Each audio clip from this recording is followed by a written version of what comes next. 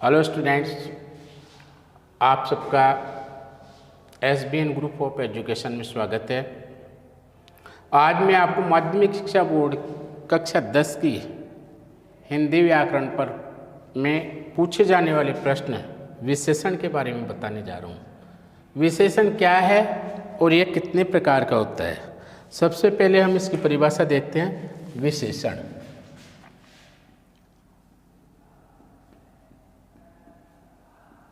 विशेषण विशेषण संज्ञा और सर्वनाम, संज्ञा और सर्वनाम की संज्ञा और सर्वनाम की विशेषता बताने वाले शब्दों को विशेषण कहते हैं। विशेषण कहते हैं यानी ऐसे शब्द जो संज्ञा और सर्वनाम की विशेषता बताते हो वो विशेषण कहलाते हैं। अब अपन ये देखते हैं कि ये कितने प्रकार का होते हैं। प्रकार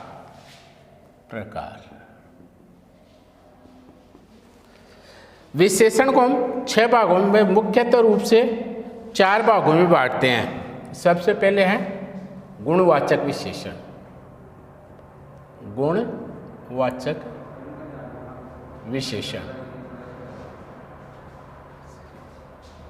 गुणवाचक विशेषण। फिर दूसरा है संख्यावाचक विशेषण, संख्यावाचक विशेषण। और तीसरा है परिमाण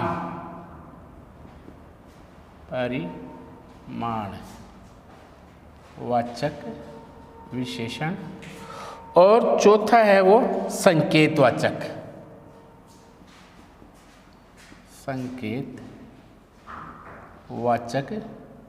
विशेषण। सबसे पहले हम देखते हैं गुणवाचक विशेषण। गुणवाचक विशेषण किसे कहते हैं यह देखते हैं कि गुणवाचक में क्या होता है। नंबर 1 गुणवाचक विशेषण।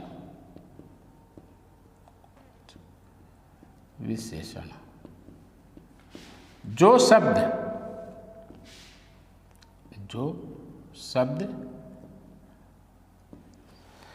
शब्द किसी वस्तु, जो शब्द किसी वस्तु, व्यक्ति अथवा वस्तु के गुण दोष, व्यक्ति के गुण दोष, रंग, रूप और आकार की विशेषता बताता है, गुणवाचक विशेषण कहलाता है। विशेषण कहलाता है, गुणवाचक विशेषण कहलाता है। जैसे उदाहरण देखें, गोरा सुंदर गाय है। गोरा सुंदर गाय है तो यह गाय की विशेषता बता रहा है, सुंदर है। गाय कैसी है? सुंदर है। ऐसे ही एक उदाहरण और लेते हैं। एक दूसरा उदाहरण है रमेश चतुर बालक है। तो यह रमेश की विशेषता बता रहा है कि रमेश कैसे है? चतुर। तो यह विशेषता ना, तो इसकी हो गई रमेश चतुर बालक है तो रमेश कि विशेषता हो गई ये चतुर बालक है, तो ये हो गया उसका गुण हो गए। रमेश में गुण कैसा है? चतुर रहेगा, तो वो गुणवाचक विशेषण हो गए। ऐसे ही अब नंबर 2 पे लेते हैं अपन। इसके बाद आ रहा है आपके संख्यावाचक। संख्यावाचक विशेषण। संख्यावाचक विशेषण में होता है जिन शब्दों के द्वारा, जिन शब्दों के द्वारा, जिन शब्दों के द्वारा हमें संख्या का बोध होता हो, संख्या का बोध होता हो, वे संख्यावाचक विशेषण कहलाते हैं। संख्यावाचक विशेषण कहलाते हैं, संख्यावाचक विशेषण कहलाते हैं। जैसे उदाहरण दिया गया है इसमें कि जिस संख्या के, जैसे आप ले सकते हैं कि संख्यावाचक विशेषण में आपको हो जाएगा कि ये कक्षा में 50 विद्यार्थी है, विद्यार्थी बैठे हैं, तो यह संख्यावाचक विशेषण हो गया। ये क्या हो गया?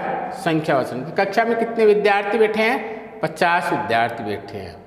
ऐसे ही मैदान में बहुत सारे छात्र खेल रहे हैं, तो बहुत सारे छात्र में बहुत संख्या हो गई, चाहे वो अनिश्चित ही क्यों ना हो, चाहे उसमें संख्या ही क्यों ना हो, लेकिन उसमें खिलाड़ियों की संख्या के बारे में बताया गया है, उसमें बहुत सारे विद्यार्थी या खिलाड़ी खेल रहे हैं। तो एक जिसमें जिन संज्ञा शब्दों से, यहाँ जिन सर्वनाम शब्दों से हमें यह पता चल जाए, संख्या का पता चले, तो वहाँ संख्यावाचक विशेषण होता है। ऐसे ही अब तीसरा आ रहा है आपके, वो है परिमाणवाचक। तीसरा पॉइंट है आपके परिमाणवाचक। परिमाणवाचक विशेषण जिन शब्द संख्या से, परिणाम का मतलब होता है नाप तोल से, जिन शब्दों से, जिन शब्दों से संज्ञा या सर्वनाम की, संज्ञा या सर्वनाम की नापतोल का बोध होता हो,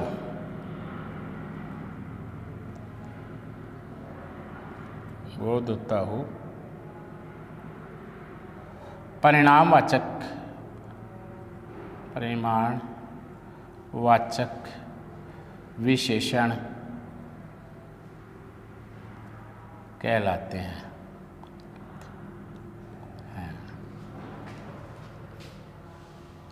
जैसे जैसे लेते हैं, जैसे परिणाम का मतलब होता है कि कोई, जैसे पदार्थ होते हैं, लिक्विड पदार्थ होते हैं, जो तरल पदार्थ होते हैं या ठोस पदार्थ होते हैं, उनको यदि नाप तोल करके, कोई वस्तु तो तोल के दी जाती है, और कोई चीज़ नाप के भी दी जाती है, और कोई चीज़ वैसे लीटर के हिसाब से दी जाती है, कोई किलोवाट से तोली जाती है, या केजी में तोली जाती है, किलोग्राम में तोली जाती है, कोई लीटर में तोली जाती है, कोई मीटर के हिसाब से नापी जाती है। तो ऐसा जो नाप तोल होता है, माप होता है, वो सारा परिमाणवाचक विशेषण के अंतर्गत आता है।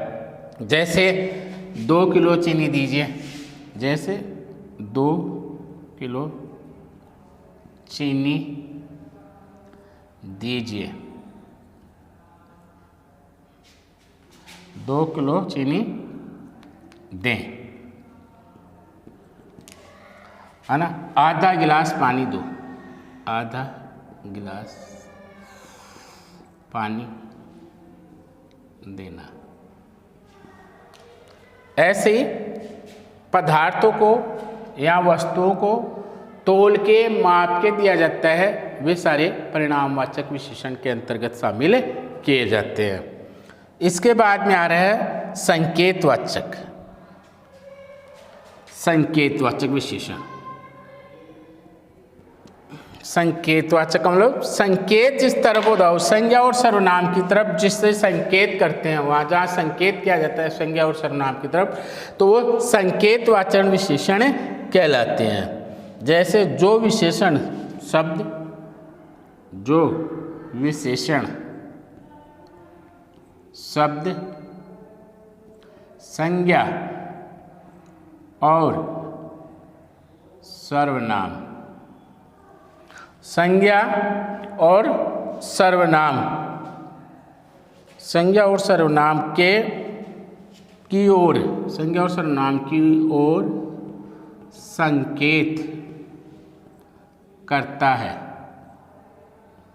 वे संकेतवाचक, संकेतवाचक विशेषण कहलाते हैं, विशेषण कहलाते हैं, संकेतवाचक विशेषण कहलाते हैं। इसके उदाहरण देखिए संकेतवाचक विशेषण के। जैसे यह पुस्तक मेरी है, जैसे जैसे यह पुस्तक मेरी है, तो पुस्तक का संकेत किधर हो रहा है, मेरी की तरफ हो रहा है। पुस्तक का संकेत किधर हो रहा है, मेरी की। और यह का संकेत बताया गया है किसकी है, यह पुस्तक से किसको जोड़ा गया है, मेरी से, तो यह पुस्तक मेरी है। तो संकेत किया जा रहा है, तो ऐसे शब्द संकेतवाचक विशेषण कहलाते हैं। ऐसे ही यह तुम्हारा मकान है, वह तुम्हारा मकान है, तो वह मकान की ओर संकेत हो रहा है, वह किसकी तरफ, मकान से, तो वह तुम्हारा मकान है, संकेत हो रहा है मकान तुम्हारे से संबंध बन रहा है, तो वो यह हो गया तुम्हारा आपका हो गया है पर इसका संकेतवाचक विशेषण हो गया है। इस प्रकार से आपके बोर्ड में ये 4 विशेषण पूछे जाते हैं। नेक्स्ट क्लास में आपको इसके 2 छोटे उपभाग और हैं वो बताए जाएंगे। धन्यवाद।